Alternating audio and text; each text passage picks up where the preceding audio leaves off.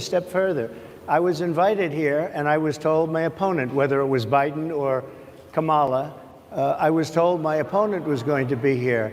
It turned out my opponent isn't here. You invited me under false pretense.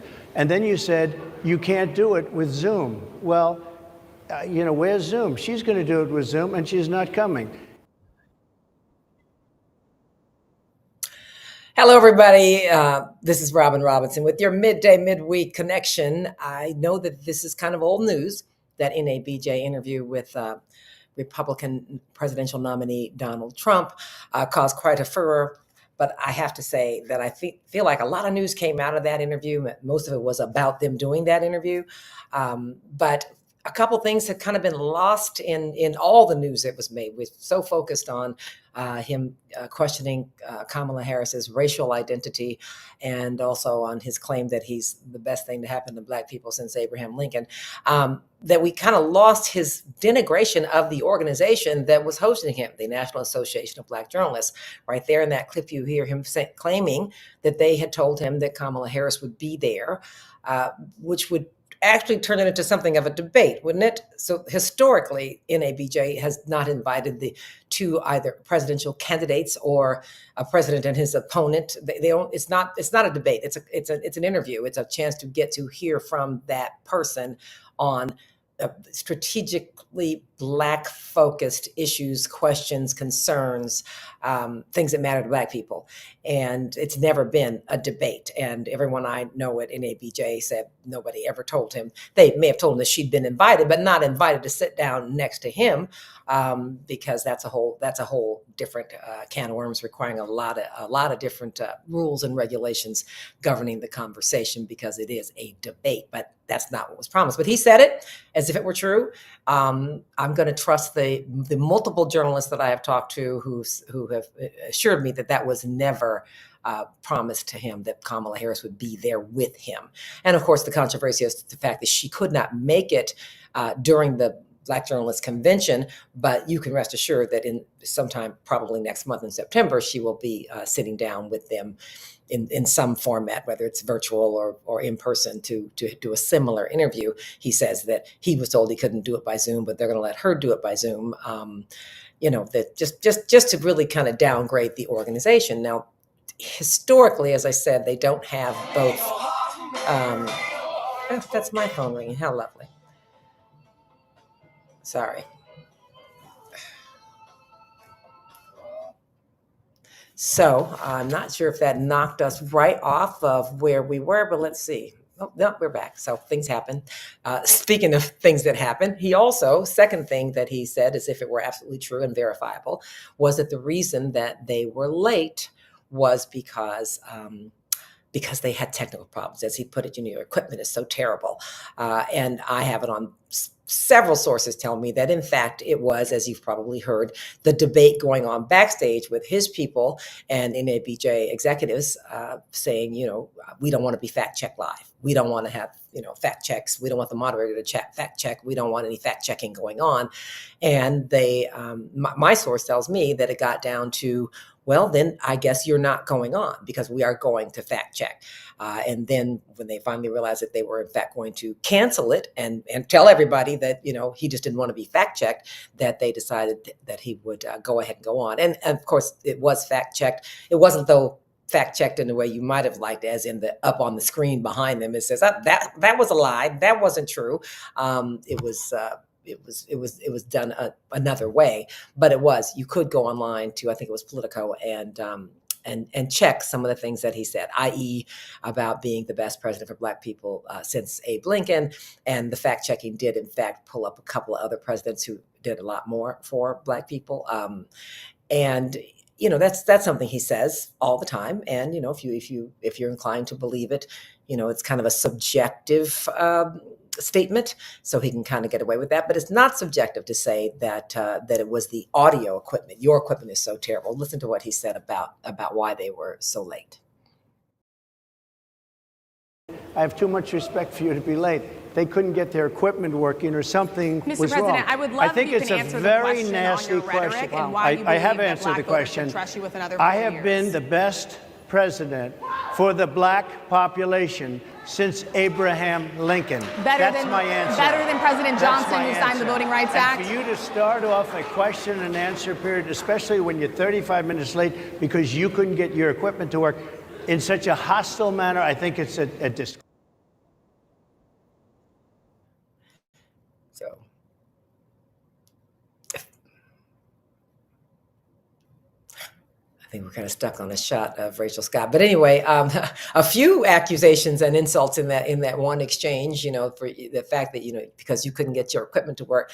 I am told by several people, there was one audio issue that took about 5 minutes to resolve. But in fact, they spent that hour debating, negotiating, basically pushing back on Trump's team, saying that they did not want him to be fact checked.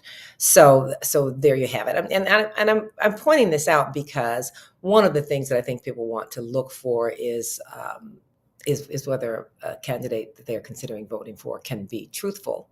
And people make mistakes, they misspeak and all that. But if you so casually treat the facts to bend them to the way that you'd like for them to be perceived, I think that's something that people should consider as they decide on the character and the quality and the credibility of the candidates that they're thinking about supporting. So I think from that standpoint, just those little things, because they weren't like major policy tales, okay? They were just, I'm going to say that I was told Kamala would be here. I'm going to say that, we're late because of their, technical issues. I just think that shows, a lack of feeling like the truth is important, no matter how big or how small. And historically, the Black journalists have invited every presidential candidate since 1976 to appear before them and be interviewed. So for those of you who are upset just by the mere fact that he was invited, okay, I would like to point out that they've had controversial invitations in the past, and also the 4 years that he was president, they also invited him and he said no. They have had a lot of success with a lot of President Bush, Clinton. It's been ongoing, and for a few years, the National Association of Black Journalists had a unity convention instead of just their own convention, where they partnered with the journalism associations of Asians and of Latinos, and to kind of get a bigger table. They no longer do that, but they did, and that actually got them more success in having their invitations accepted. And the other criticism, just the fact that he was there caused a lot of people to be upset. Like, why would you?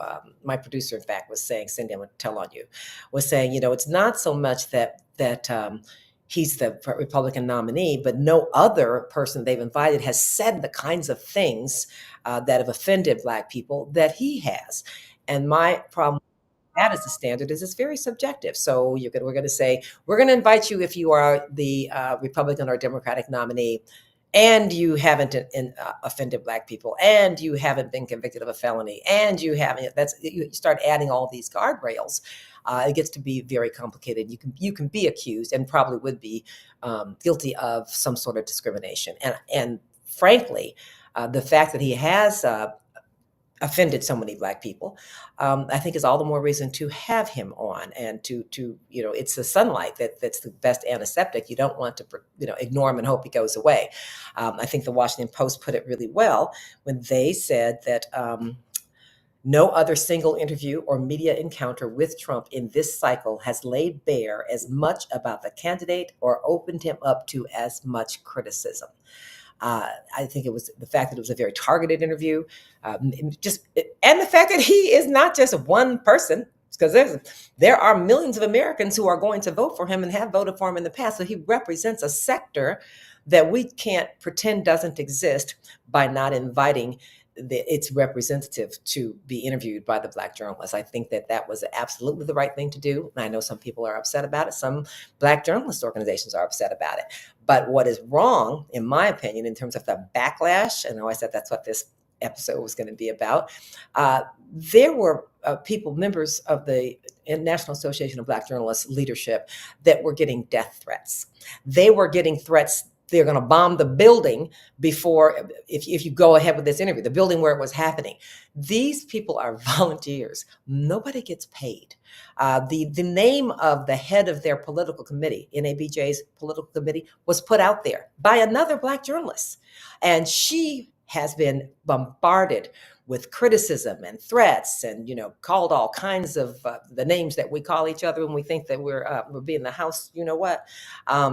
So I mean, I think that is completely wrong, uncalled for. You can't always have things your way. This association has had its ups and downs since it was founded in 1975, and believe me, as a journalist who's been worked in television starting in 1980. It took a lot of bravery to even found this organization, because you didn't know, how was your news director going to feel about that? How's your general manager going to feel about that? I'm joining an organization like we're organizing, maybe to address some of the many, and believe me, at that time, there were many injustices in newsrooms. Black people not getting this equal pay, equal time. You can't ever do the lead story. You're only going to go into the Black neighborhood when there's a story. And there really was nowhere to turn. And people wanted to work. They wanted to keep their jobs. They wanted to build an audience and fill a void, which was, most stations have one Black person on the air.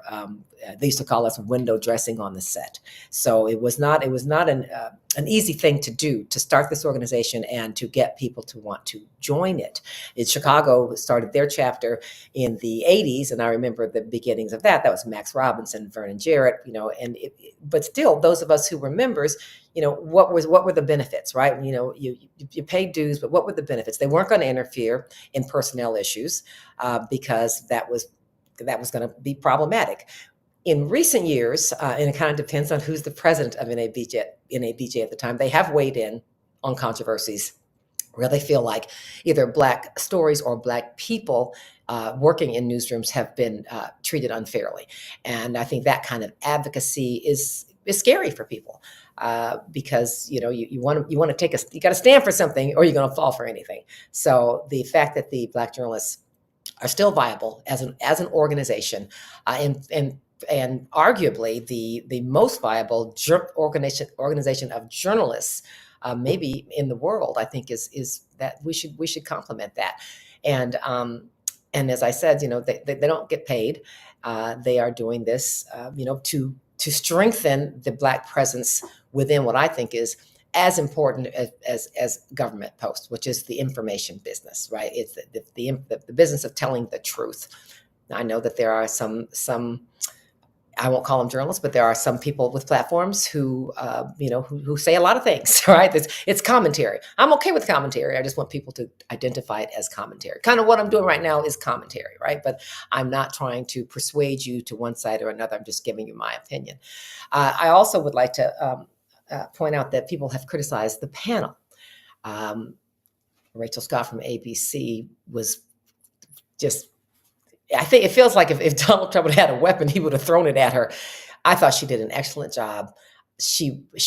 Her demeanor was combative, but so was Donald Trump. He came out swinging as well. Harris Faulkner from Fox News. There has been a lot of talk about how she just may as well have read straight from the campaign literature for Trump. She works for Fox News. She's trying to keep her gig. That was a little, but you do realize that, or you may not realize that the Trump campaign originally wanted a different person from Fox News, and NABJ said, no, we can't have that person. And they also won't reveal who that person was. A lot of speculation, but basically Harris Faulkner was the compromise. So less of a MAGA supporter than Harris Faulkner. And then the young lady from Semaphore. So Semaphore I'd never heard of. It is an online news platform that is more global, focuses on Black people in the diaspora, all in African nations. And I thought Gadia Goba is her name. And she was obviously young, a little nervous, but I thought she got in some great questions. She was able to be critical without being combative, and that's difficult to do. So I thought the panel was great. Problem people have, it was all women. 3 Black women. Where are the men? As one person said, if it had been all men, we women would have been losing our minds.